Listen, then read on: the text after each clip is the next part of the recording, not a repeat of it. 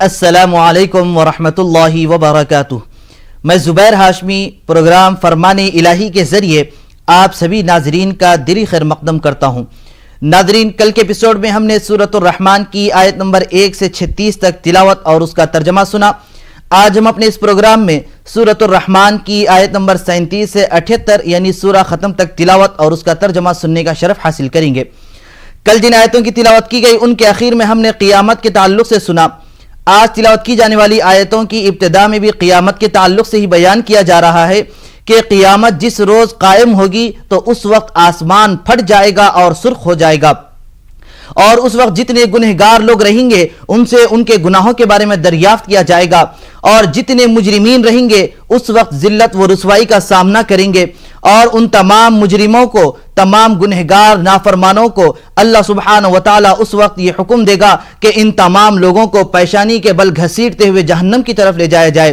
چنانچہ اسی طریقے سے ان کو لے جایا جائے گا اور وہ دوزخ کی آگ میں رہیں گے، پھر دوزخ میں کھولتے ہوئے پانی میں وہ گھوم رہے ہوں گے۔ اب ان نافرمان لوگوں کے ذکر کے بعد اللہ سبحانہ وتعالی جنتیوں کا ذکر فرمایا تاکہ لوگ نافرمانی اور انکار سے بچتے رہیں، کیونکہ انکار و نافرمانی کا بدلہ اس کی جزا دوزخ ہے، اور اگر کوئی اعمال صالحہ کو اختیار کرے گا، اللہ اور اس کے رسول کے بتائے ہوئے طریقے سے زندگی کو گزارے گا، تو اللہ سبحانہ وتعالی اس کے بدلے میں اسے جنت عطا فرمائے گا۔ تو ناظرین، اس کے متعلق اور معلومات حاصل کرنے کے لیے سنتے ہیں سورۃ الرحمن کی تلاوت اور اس کا ترجمہ۔ ترجمہ کلام پاک۔ اعوذ باللہ من الشیطان الرجیم،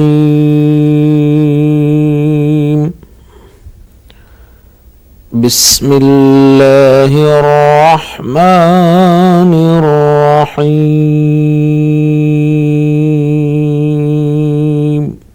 شروع کرتا ہوں اللہ کے نام سے جو بڑا مہربان نہایت رحم والا ہے۔ فَإِذَا انشقت السماء فكانت وردة كالدهان فبأي آلاء ربكما تكذبان۔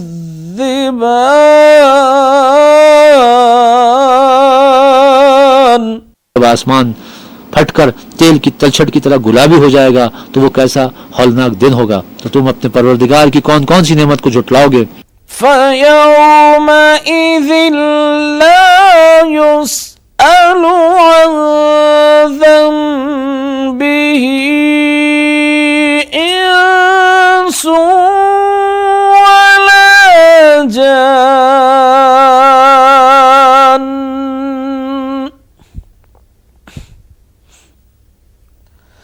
فَبِأَيِّ آلَاءِ رَبِّكُمَا تُكَذِّبَانِ۔ اس روز نہ تو کسی انسان سے اس کے گناہوں کے بارے میں پرسش کی جائے گی اور نہ کسی جن سے، تو تم اپنے پروردگار کی کون کون سی نعمت کو جھٹلاؤ گے؟ يعرف المجرمون بسيماهم فيؤخذ بالنواصي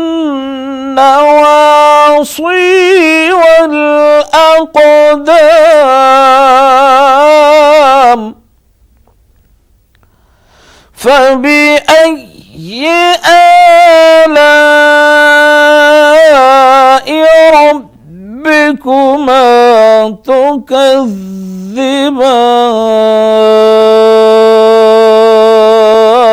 گنہگار اپنے چہرے ہی سے پہچان لیے جائیں گے تو پیشانی کے بالوں اور پاؤں سے پکڑ لیے جائیں گے، تو تم اپنے پروردگار کی کون کون سی نعمت کو جھٹلاؤ گے؟ هذه جهنم التي يكذب بها المجرمون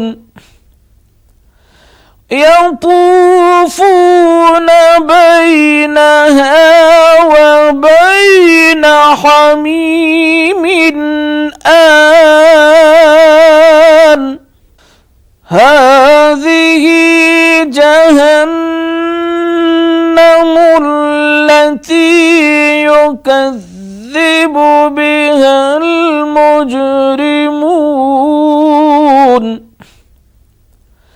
يطوفون بينها وبين حميم آن فبأي آلاء ربكما تكذبان।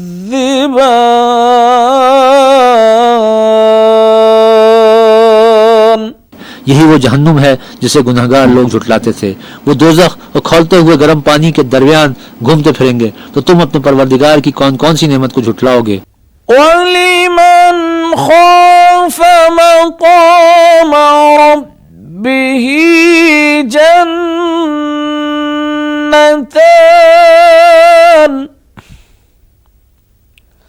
फबिअय्यि आलाइ रब्बिकुमा तुकज़्ज़िबान ذواتا أفنان فبأي آلاء ربكما تكذبان فيهما عينان تجريان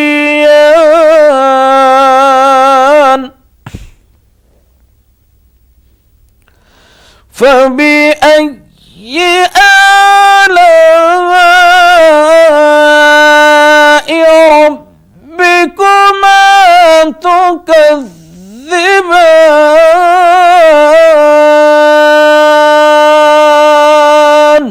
और जो शख्स अपने परवरदिगार के सामने खड़े होने से डरा उसके लिए दो बाग हैं। तो तुम अपने परवरदिगार की कौन कौन सी नेमत को झुटलाओगे। इन दोनों में बहुत सी शाखें हैं, यानी किस्म किस्म के मेवों के दरख्त हैं। तो तुम अपने परवरदिगार की कौन कौन सी नेमत को झुटलाओगे। उनमें दो चश्मे बह रहे हैं। तो तुम अपने परवरदिगार की कौन कौन सी नेमत को झुटलाओगे। फीहिमा मिन कुल्लि फाकिहतिन ज़ौजानि फबिअय्यि आलाइ रब्बिकुमा तुकज़्ज़िबान।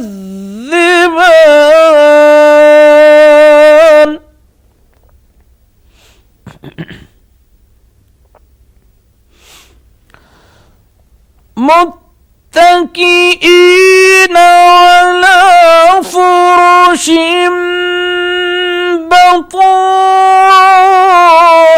बताइनुहा मिन इस्तबरक़ वजनल जन्नतैनि दान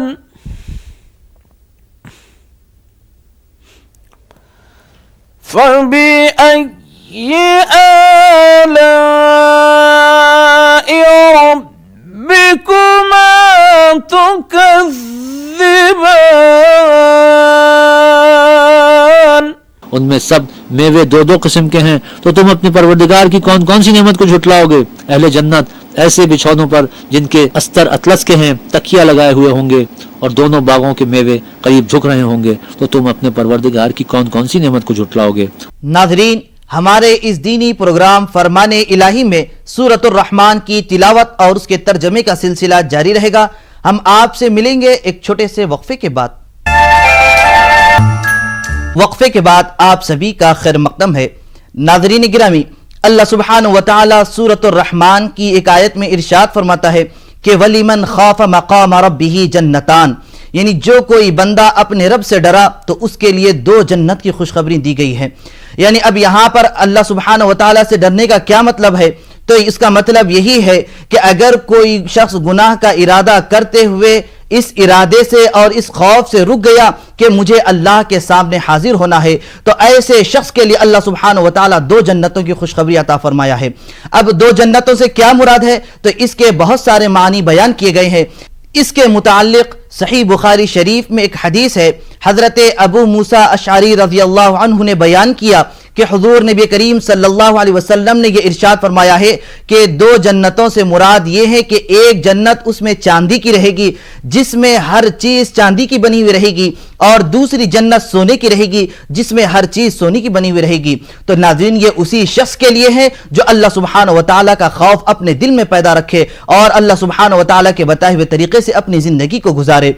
तो नाज़रीन, इसके मुतालिक और मालूमात हासिल करने के लिए सुनते हैं सूरतुर रहमान की तिलावत और उसका तर्जमा।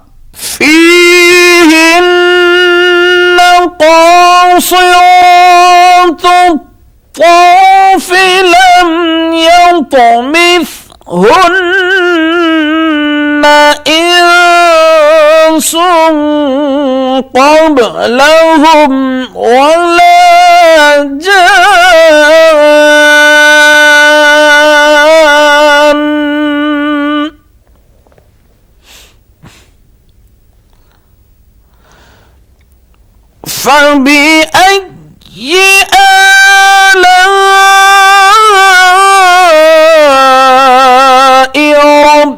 ربكما تكذبان।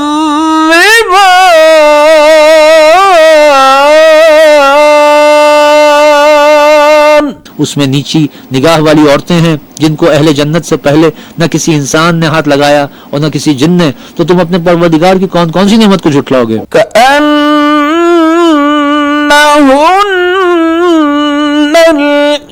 الياقوت والمرجان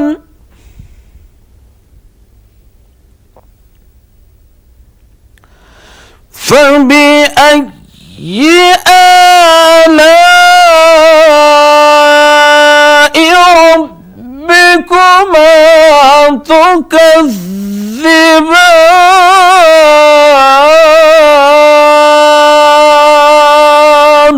गोया वो याकूत और मरजान है, तो तुम अपने परवरदिगार की कौन कौन सी नेमत को झुठलाओगे?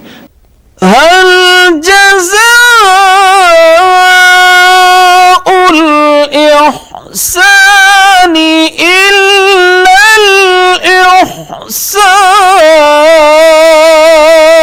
الإحسان فبأي آلاء ربكما تكذبان।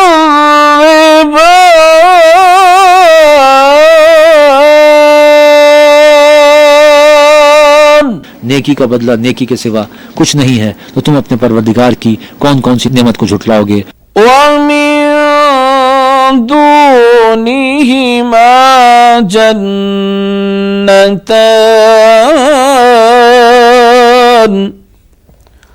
فبأي آلاء ربكما تكذبان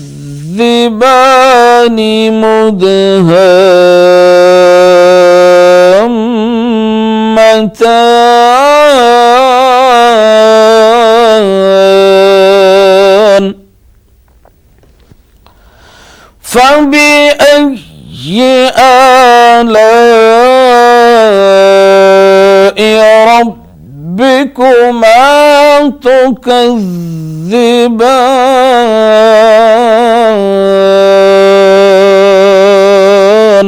और इन बागों के अलावा 2 बाग और हैं, तो तुम अपने परवरदिगार की कौन कौन सी नेमत को झुठलाओगे? दोनों खूब गहरे सब्ज, तो तुम अपने परवरदिगार की कौन कौन सी नेमत को झुठलाओगे? فيهما عينان نضاختان فبأي آلاء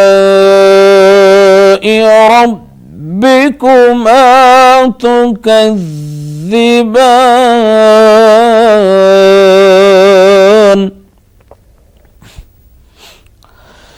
فيهما فاكهة فاكهة ونخل ورمان فيهما عينان نضاختان فبأي آلاء ربكما تكذبان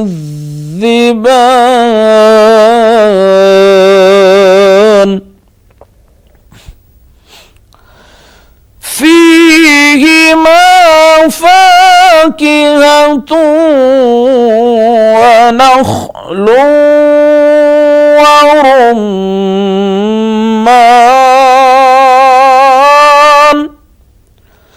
فبأي آلاء ربكما تكذبان इनमें दो चश्मे उबल रहे हैं तो तुम अपने परवरदिगार की कौन कौन सी नेमत को झुटलाओगे। इनमें मेवे और खजूरें और अनार हैं तो तुम अपने परवरदिगार की कौन कौन सी नेमत को झुटलाओगे। فيهن خيرات حسان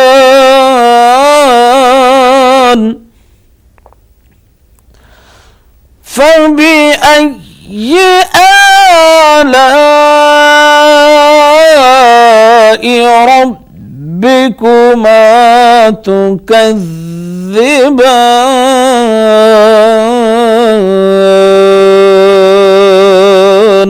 इनमें नेक सीरत और खूबसूरत औरतें हैं तो तुम अपने परवरदिगार की कौन कौन सी नेमत को झुटलाओगे। حور مقصورات في الخيام فبأي آلاء ربكما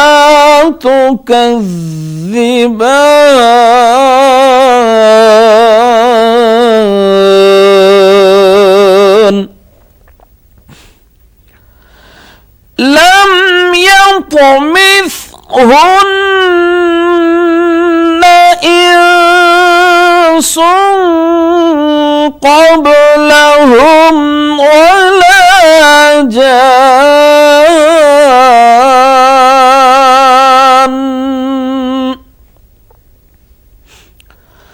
فبأي آلاء ربكما تكذبان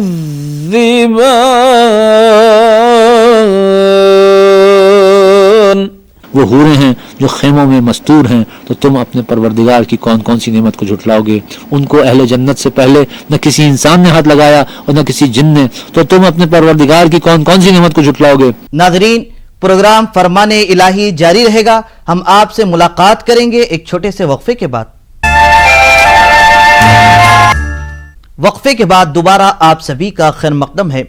नाज़रीन मोहतरम, अल्लाह सुब्हानहु व तआला सूरतुर रहमान में अपनी नेमतों का जिक्र फरमाने के बाद ये इरशाद फरमाता है कि हल जज़ाउल इहसानी इल्लल इहसान, यानी इहसान का बदला सिर्फ इहसान है।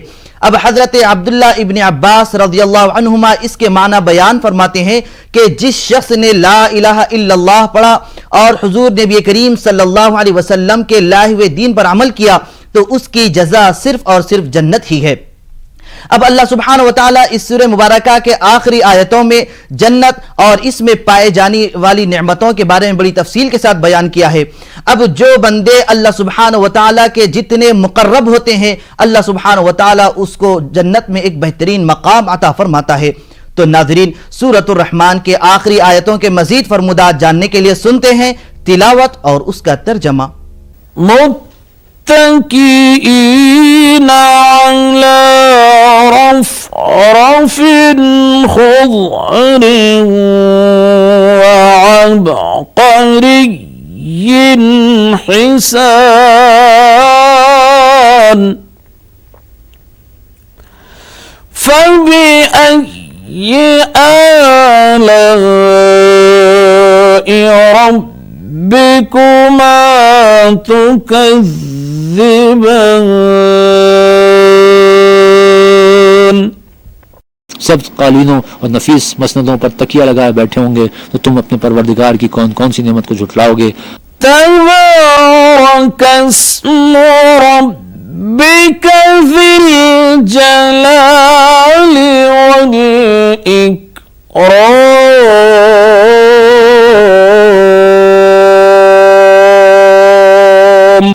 تبارك اسم ربك ذي الجلال والإكرام صدق الله العظيم۔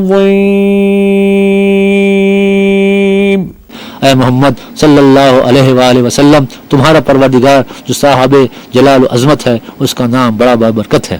اللہ سبحانہ و تعالی سے دعا ہے کہ وہ ہم سب کو سورۃ الرحمن کے فیوض و برکات سے مستفید ہونے کی توفیق نصیب فرمائے۔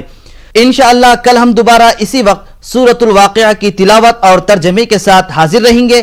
تب تک کے لیے آپ ہمیں اور ہماری پوری ٹیم کو دیجیے اجازت۔ وآخر دعوانا ان الحمد للہ رب العالمین۔